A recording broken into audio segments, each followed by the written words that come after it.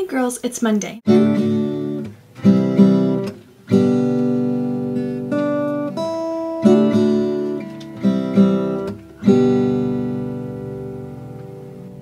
All Made of Awesome has all of the Made of Awesome ladies back on the channel this week at long last. And since we're all back on the tube, we decided to kick off all 5 of us being back in style with an awesome theme. Our favorite places that we have traveled to in all of time and space in our lifetimes.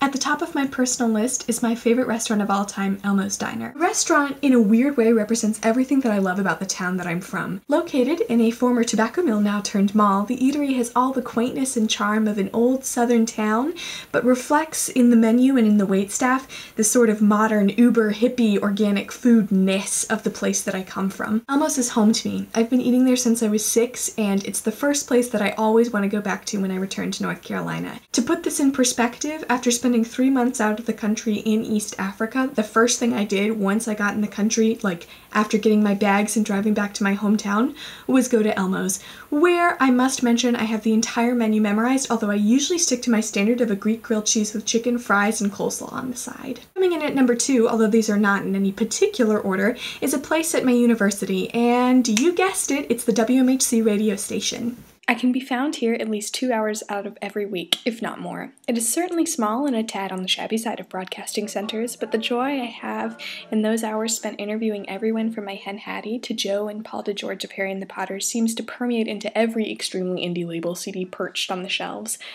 And this is the mandatory self-promotion ad saying that you should all tune in when we go back on air sometime in late September. www.wmhcradio915.org, links in the doobly-doo. Number 3 is not as particular a location as Elmo's or the radio station. In fact, it's a geographical location, the Appalachian Mountains.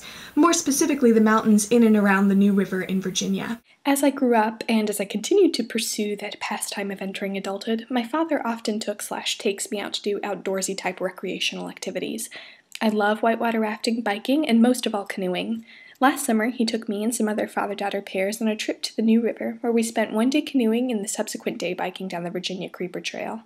Virginia is a gorgeous state, and those glorious last few days of summer will forever be treasures to me. The dappled sunlight, the quiet bliss of being on the river, and the adventure of getting to know my father better. Numbers 4 and 5 are far beyond the nation of my birth, in a country which I've talked a lot about in recent events because I did spend 2.5 months living there this summer.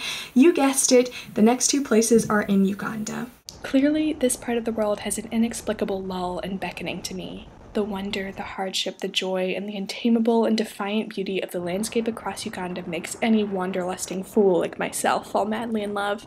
Most specifically, I wanted to highlight 2 places that I aspire to return to.